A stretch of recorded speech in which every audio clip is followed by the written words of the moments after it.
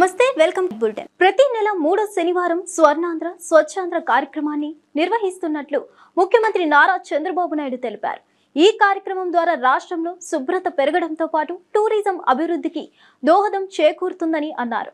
ప్రజలకు సులభంగా సేవలు అందించేందుకు 450 ప్రభుత్వ సేవలను వాట్సాప్ ద్వారా అందుబాటులోకి తీసుకొచ్చామని తెలిపారు.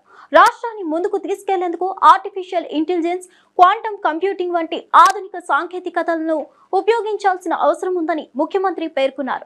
ప్రభుత్వ యాంత్రాంగం మరియు ప్రజాప్రతినిధులు ఒకే దిశగా సమన్వయంతో పనిచేస్తే రాష్ట్ర అభివృద్ధి లక్ష్యాలను నెరవేర్చడం సులభం అవుతుందని ఆయన విశ్వాసం వ్యక్తం చేశారు. మనకు అడ్వాంటేజ్ వచ్చే పరిస్థితి వస్తుంది. ఇది కాకుండా 10వది మీరు ఆలోచిస్తే డీప్ టెక్. ఈ డీప్ టెక్ తో టెక్నాలజీ బాగా మెచ్యూర్ అయింది. ఇక్కడుండే ఎమ్మెల్యేస్ అందరం ఉన్నాం, ఎంపీలు ఉన్నారు, అధికార యంత్రాంగం ఉంది. ఈ రోజు మనందరం కూడా వాట్సాప్ గవర్నెన్స్ ద్వారా దగ్గర 450 సేవల్ని మనం ఆన్లైన్ లో ప్రొవైడ్ చేస్తున్నాం. ఇంకొక 12వ తారీఖుకి ఇంకా ఒక 20-30 పెరుగుతాయి. అల్టిమేట్ గా 2 నెలల్లో 100% సర్వీసెస్ అన్ని వాట్సాప్ లో ఇచ్చే అవకాశం వస్తుంది. గవర్నమెంట్ లో కూడా హిస్టారికల్ డేటా ఉంది డిఫరెంట్ డిపార్ట్మెంట్స్ కి.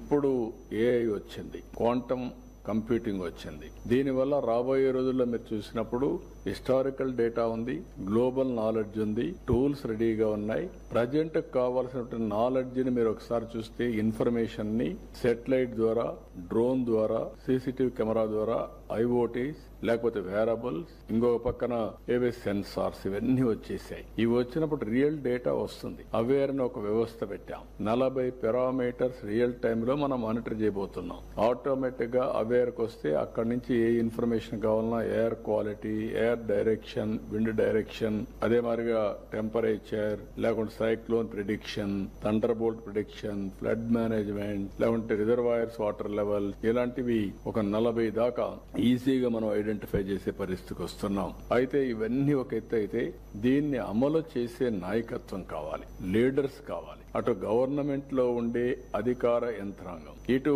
గౌరవ ఎమ్మెల్యేలు, గౌరవ ఎంపీలు, మంత్రులు, మనందరం కలిసి సమిష్టిగా మనం ముందుకు పోగలిగితే మనం అనుకున్న లక్ష్యాలు నెరవేరే పరిస్థితి వస్తుంది.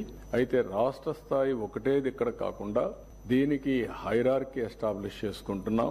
రాష్ట్ర స్థాయి, జిల్లా స్థాయి, దెన్ కాన్స్టిట్యున్సీ స్థాయి, దెన్ సచివాలయం. అదే మరి అందరిని ఇన్వాల్వ్ చేస్తున్నాం. మున్సిపాలిటీస్ గాని, పంచాయతీస్ గాని అందరిని ఇన్వాల్వ్ చేసి అందరూ కలిసి మన పరిధిలో ఉండే స్టేక్ హోల్డర్స్ కి మనం ఏ విధంగా ముందు తీసుకుపోవడం కోసం క్లియర్ కట్ విజన్ డాక్యుమెంట్ ఇచ్చాం. Philosophy is very clear. Healthy, wealthy, happy society. ఆదాయం పెరగాలి, ఆరోగ్యంగా ఉండాలి, ఆనందంగా ఉండాలి. ఈ 3 ప్రిన్సిపల్స్ పైన మనం ముందుకు పోయే పరిస్థితికి వచ్చాం. YSR Congress party state coordinator Sajjala Ramakrishna Reddy గారు నారా చంద్రబాబు నాయుడు తీరుపై ఘాటుగా స్పందించారు. ఆయన విమర్శిస్తూ ముఖ్యమంత్రి హోదాలో ప్రజా విధానాలను పక్కన పెట్టడం ప్రజాస్వామ్యానికి ప్రమాదకరమని అన్నారు. ప్రజలు ఇచ్చిన అధికారం వారి సంక్షేమానికి ఉపయోగపడాల్సింది గాని ప్రతీకార రాజకీయాలకు వేదిక కావడం సరికాదని ఆయన ఆవేదన వ్యక్తం చేశారు. కలిస్తే తయారైన తెగ ఏదో ఒకటి ఉన్నట్టుంది. ఆ తెగ పూనుకుంటే మాత్రమే ఇట్లా చేయగలదు. దాంట్లో అంటే ఇంకా ఘోరము, బాధ కలిగించి భయం వేసేది ఏంటంటే ఈ తెగ అనార్గనైజ్గా లేదు, ఆర్గనైజ్ అయింది.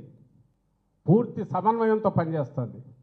కమ్ముకుంటుంది, కమ్ముకొని దెబ్బ కొట్టాలని చూస్తుంది. ఇది వాళ్ళకి చెప్పి లాభం లేదు కాబట్టి ప్రజలకు చెప్తున్నాం. దయచేసి గమనించండి. ప్రభుత్వంలో ఉండేవాళ్ళు వాళ్ళ బాధ్యత ఏంది, వాళ్ళు చేయాల్సింది ఏంది, ఇప్పుడు చేస్తున్నది ఏంది. 3 రోజులు నువ్వు ముఖ్యమంత్రి దగ్గర నుంచి నీ ఎంటైర్ యంత్రాంగము, నీ పార్టీ మొత్తం ఒక ప్రతిపక్ష పార్టీ మీద, ఒక న్యూస్ ఛానల్ మీద, ఒక మీడియా మీద, జర్నలిస్టు మీద, విశ్లేషకుల మీద అసహ్యకరంగా దుష్ప్రచారం చేస్తా ఆఖరికి అరెస్టు కూడా తెగించినావు. నీకు అధికారం ఇచ్చింది దీనికా? ప్రజలు ఆలోచించాలా. ఇంతకంటే దుర్వినియోగమే ఉంటుంది. దుర్వినియోగానికి పరాకాష్ట ఏముంటుంది?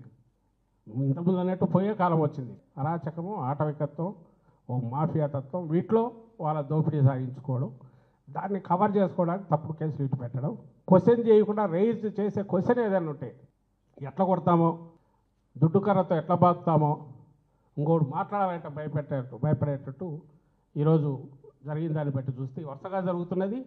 దాని పరాకాష్ఠగా జర్నలిస్ట్ మీద ఒక సీనియర్ జర్నలిస్ట్ అరెస్ట్లో కనపడుతుంది. ఇది ఈ ప్రమాద గంటికలు ఇవి ఒకరికి కాదు, ఎంటైర్ మీడియాకు జర్నలిస్టులకు అందరికీ ఇదే. ఎవడన్నా పొరపాటున మీరు నోరు విప్పితే లేదా నిష్పక్షపాతంగా ఉన్నట్టు కనిపించిన ఓ బ్యాలెన్స్డ్ అప్రోచ్ ఉన్నా మేము సహించము. మీరు పూర్తి లొంగిపోయి చంద్రబాబు నాయుడు గారినో ఆ ప్రభుత్వమే తప్ప ఇంకా వేరే ఏది లేదు ఇక్కడ ఇంత బ్రహ్మాండమైంది ఏది లేదు పొగిడితేనే మీకు సర్వైవల్ ఉంటుందనే మెసేజ్ పంపించాలని చూస్తున్నారు. బట్ అది నిలబడదు. కానీ ఏదైతే భయానక వాతావరణం క్రియేట్ చేస్తున్నారో ఆ పరిస్థితి క్రియేట్ చేశారు. దీన్ని ఖచ్చితంగా ఏదో ఓ పద్ధతిలో ప్రజలందరూ గొంతు విప్పి కూడా దీన్ని క్వశ్చన్ చేయాలి. తిరుమలకు వెళ్లే దారిలో వాహన తనిఖీ కేంద్రంలో ఎయిర్ పిస్టల్ కలకలం రేగింది. కర్ణాటకకు చెందిన మహేష్ అనే భక్తుడు తిరుమల శ్రీవారి దర్శనానికి వెళ్తున్న సందర్భంలో అతని వాహనంలో ఎయిర్ పిస్టల్, టెలిస్కోప్ ఉన్నట్లు తనిఖీ సిబ్బంది గుర్తించారు. వెంటనే ఆయుధాలను స్వాధీనం చేసుకున్న సిబ్బంది తిరుమలకు ఎయిర్ పిస్టల్ అనుమతి లేదని భక్తుడికి స్పష్టం చేశారు. దీంతో మహేష్ వాహనంతో పాటు తిరిగి వెనుదిరిగిపోయినట్లు సమాచారం.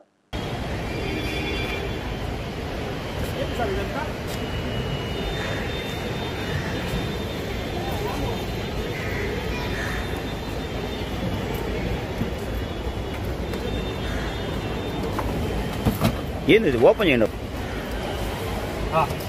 టెలిస్కోప్. ఏమది? టెలిస్కోప్. ఏం జరిగింది చెప్పండి. ఏదో ఏం జరిగింది?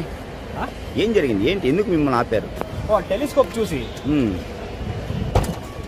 ఏమిటి సబ్జెక్ట్ ఏంటి? ఆగండి ఒక్క నిమిషం. మీరు ఎక్కడి నుంచి వస్తున్నారు? బెంగళూరు నుంచి. ఏమి వచ్చారు? ఏమి దీనికి ఎందుకు ఆపారు? ఏంటి విషయం? ఏదో ఫ్లై కెమెరా ఉందని అన్నారే. అయ్యో ట్రైన్ గన్ ఇది. ఓకే, అది బలూన్. అది ఎక్కడ? అదే సార్ చూపించాను. ఓకే, ఒకసారి చూపించింది.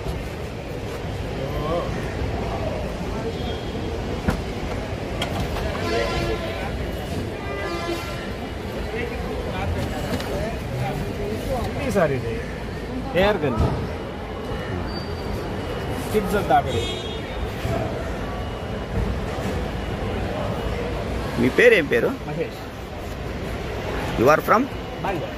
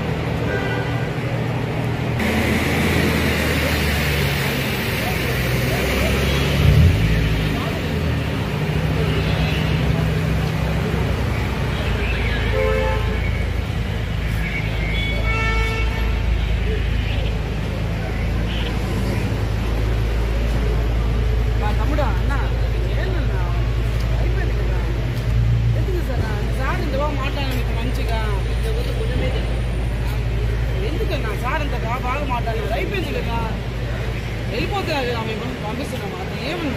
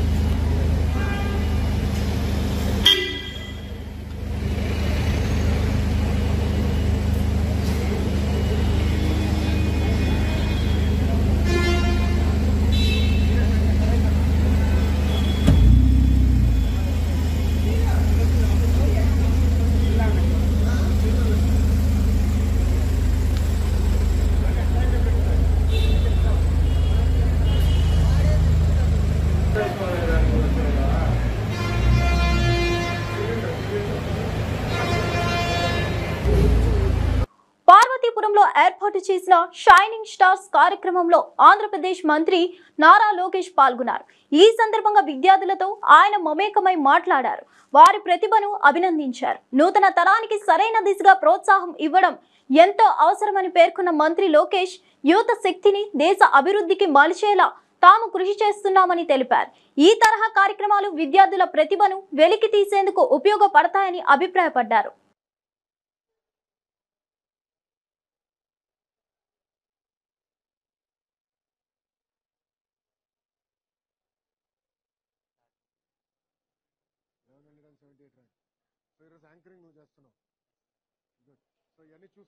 మాజీ మంత్రి విడుదల రజని సాక్షి డిబేట్ వివాదంపై స్పందించారు. ఆమె అభిప్రాయంతో ఒక జర్నలిస్ట్ తన వ్యక్తిగత భావాలను వెల్లడించడాన్ని తప్పుపట్టడం అవసరం లేదని, సాక్షి ఇప్పటికే ఈ విషయంపై వివరణ ఇచ్చిందని గుర్తు చేశారు. వైఎస్ఆర్ కాంగ్రెస్ పార్టీ కూడా దీనికి మద్దతు ఇవ్వలేదని ఆమె స్పష్టంగా చెప్పారు.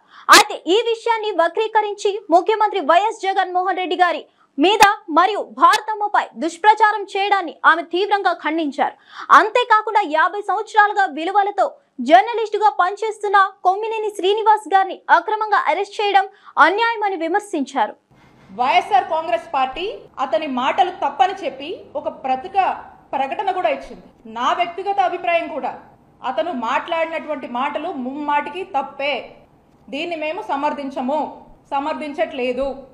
అయినప్పటికీ కూడా ఒకవైపున సాక్షి తప్పని చెప్తుంది, వైఎస్ఆర్ కాంగ్రెస్ పార్టీ తప్పని చెప్తుంది, మేమంతా కూడా తప్పని చెప్తూ ఉంటే ఇదేది పట్టనట్టు ఇందులో కూడా టీడీపీ వాళ్ళు రాజకీయాన్ని వెతుక్కొని అటు సాక్షిని తప్పుపడుతూ వైఎస్ఆర్ కాంగ్రెస్ పార్టీని తప్పుపడుతూ మా నాయకుడు జగన్మోహన్ రెడ్డి గారిని ఇందులోకి లాగుతూ మా భారతమ్మను ఇందులోకి లాగుతూ ఇందులో రాజకీయం చేసేటువంటి ప్రయత్నం చేస్తున్నారు.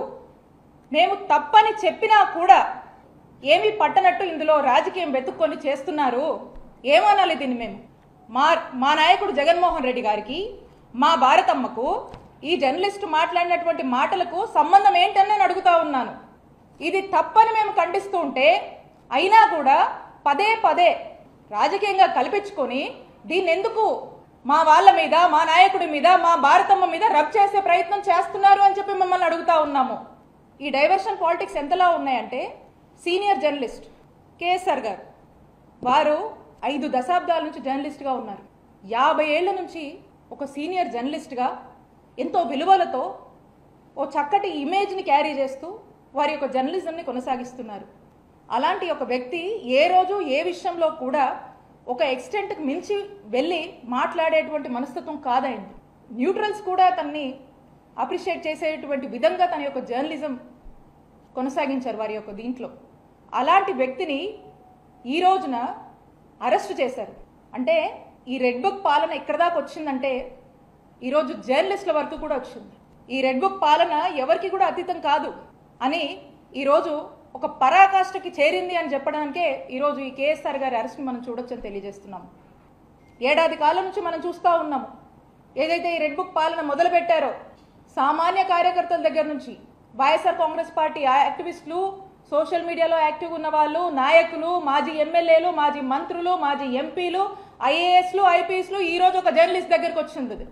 అందరూ చూశారు లైవ్లోనే. అది ఈవెన్ కేఎస్ఆర్ గారు వారు ఈ మాటలు మాట్లాడకపోయినా ఆ జర్నలిస్ట్ మాట్లాడినటువంటి మాటలకి కేఎస్ఆర్ గారు లైవ్లో సారీ చెప్పారు. అండ్ పైగా ఆ యొక్క డిస్కషన్ని ఆపే ప్రయత్నం కూడా చేశారు. అందరికి తెలుసు. ఇక్కడున్న మీ జర్నలిస్ట్ని కూడా అడుగుతా ఉన్నాను, ఈరోజు జర్నలిస్ట్ దాకా వస్తారా? జర్నలిస్టులకు ఈ విధంగా ఇలా అరెస్టులు చేసేదాకా వెళ్తారా? ఆయన చేసిన తప్పేంటండి? అంటే ఒక్కసారి ఆలోచన చేయండి. ఏ విధంగా భయభ్రాంతులకు గురి చేస్తూ ఒక టెర్రర్ని క్రియేట్ చేస్తూ మనుషుల్ని ఒక టార్చర్ చేయడము, చంపేదాకా తీసుకెళ్లేటువంటి ప్రయత్నాలు ఈరోజు ఈ రెడ్ బుక్ పాలన చేస్తుంది కూటమి ప్రభుత్వం నాయకత్వంలో అని తెలియజేస్తున్నాము. మద్యం మత్తులో ఉన్న వ్యక్తులు వాహనాన్ని ఢీకొట్టి ఆపై మహిళా ఆర్పీఎఫ్ కానిస్టేబుల్ మరియు ఆమె భర్తపై దాడికి పాల్పడ్డ ఘటన తీవ్ర కలకలం రేపుతోంది. బాధిత మహిళ తెలిపిన వివరాల ప్రకారం నేను 5 నెలల గర్భవతినని చెప్పినా వారు వినకుండా దాడి చేశారు అంటూ ఆవేదన వ్యక్తం చేశారు. స్థానికులు మరియు వాహనదారులు వారిని అడ్డుకునేందుకు ప్రయత్నించగా చంపేస్తామంటూ బెదిరింపులకు దిగారని చెప్పారు. అనంతరం 10 నుంచి 15 మంది రౌడీ గ్యాంగ్ ను పిలిచి రాళ్లతో తనను భర్తను కనికరం లేకుండా కొట్టించారని బాధితురాలు ఆరోపించారు. తాగి గుద్దేసరికి నేను 5th మంత్ ప్రెగ్నెన్సీ అయ్యేసరికి వెంటనే మా ఆయన నన్ను గౌగా కింద పడిపోయిందని నన్ను లేపారు పైకి. లేపిన తర్వాత ఇంకా అందరూ అక్కడ గుమ్ముగూడారు. ఏం చేశారంటే ఆయన కీస్ తీసేయమ్మ ముందు బైక్ పట్టుకెళ్ళిపోతాడు, మళ్ళీ కీస్ తీయనగానే కీస్ తీసాను. నేను కీస్ తీయగా నన్ను నా మీదకి వచ్చాడు కొట్టడానికి అని. నేను చెప్పు పెట్టి 2 దెబ్బలు వేసాను అనమాట. దెబ్బలు వేసిన తర్వాత వేరే వాళ్ళందరికీ ఫోన్ చేశాడు. చేయగానే 2 బైకుల మీద వచ్చి అందరు కలిసి మా ఆయన్ని నన్ను బాగా కొట్టారు. ఎప్పుడు చూడలేదండి వాళ్ళు. మా ఆయన్ని చంపేస్తామని చెప్పేసి అన్నారు. 2 బైకుల మీద వచ్చారు. అసలు నేను ప్రెగ్నెన్సీ అంత ఆపినగా నాకు నన్ను తోసేసి మా ఆయన చంపడానికి వెళ్ళిపోయారు. ఈలోపు ఇంకా అక్కడ ఉన్న జనం అందరూ నన్ను తీసుకొచ్చి పోలీస్ స్టేషన్ కంప్లైంట్ మా ఆయన చంపేస్తున్నారు వాళ్ళు అనేసరికి నేను కంప్లైంట్ వచ్చాను. ఈలో పోలీసు వాళ్ళు వచ్చారు అక్కడికి. అది జరిగింది. ఇక్కడికి వచ్చాము, ఇంకా పోలీస్ స్టేషన్కి వచ్చి కంప్లైంట్ ఇచ్చాం. ఆంధ్రప్రదేశ్ లో పీపీపీ మోడ్ లో జరుగుతున్న జాతీయ రహదారులు మరియు ఇతర రహదారి నిర్మాణ పనులను సీఎం చంద్రబాబు నాయుడు సచివాలయంలో సమీక్షించారు. అధికారుల నుంచి ప్రాజెక్టుల పురోగతి, నిధుల వినియోగం తదితర వివరాలు తెలుసుకున్నారు. మౌలిక వసతుల అభివృద్ధికి ఇది కీలకమని అన్నారు. విజయవాడ ఆటోనగర్ లోని సాక్షి కార్యాలయం వద్ద అమరావతి మహిళలు తీవ్ర ఆందోళనకు దిగారు. రాజధాని మహిళలు కార్యాలయ బోర్డును తొలగించి కోడిగుడ్లు విసిరి తమ వ్యతిరేకతను ప్రకటించారు. పరిస్థితి ఉద్రిక్తంగా మారడంతో సాక్షి యాజమాన్యం గేటుకు తాళాలు వేసింది. అయితే మహిళా నేతలు గేటు ఎక్కి నిరసన తెలిపారు.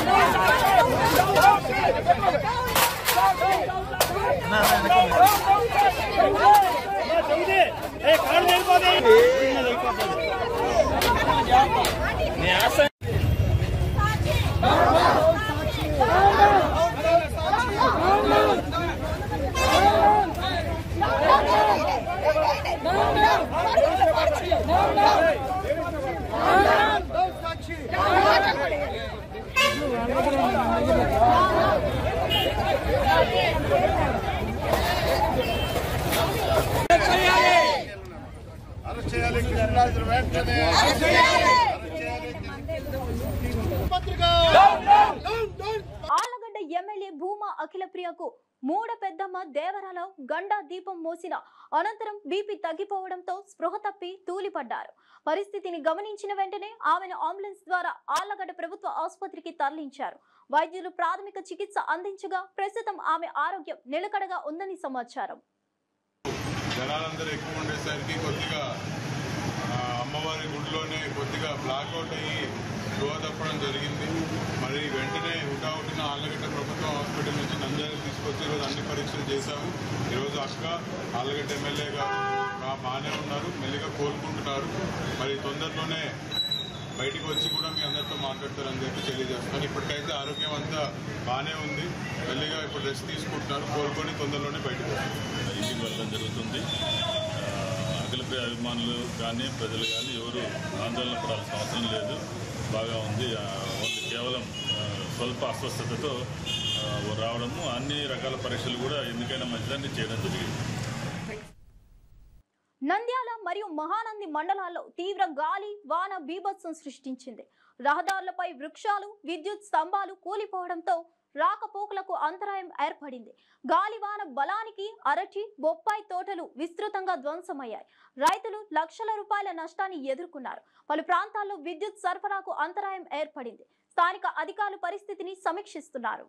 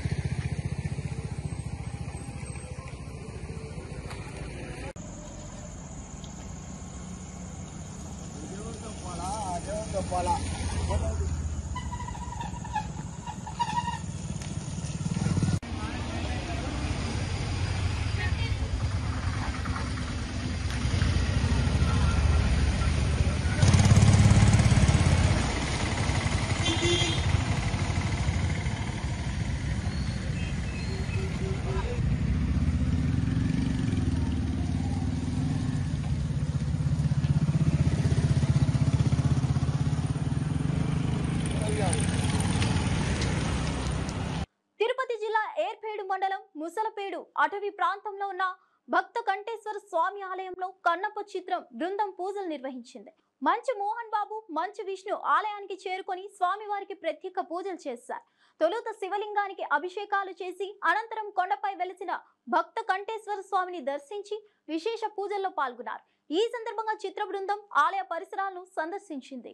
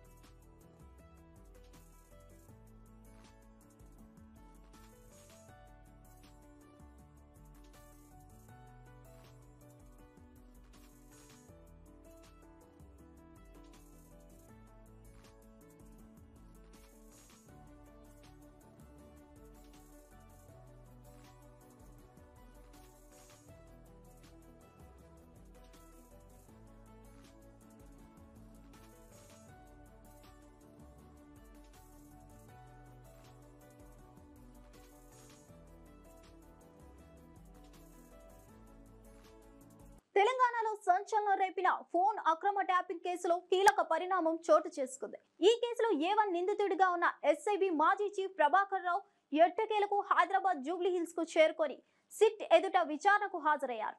ఆయనపై పెద్ద ఎత్తున ఆరోపణలు ఉన్న నేపథ్యంలో విచారణకు సంబంధించి మరిన్ని కీలక విషయాలు వెలుగు చూడనున్నాయని భావిస్తున్నారు.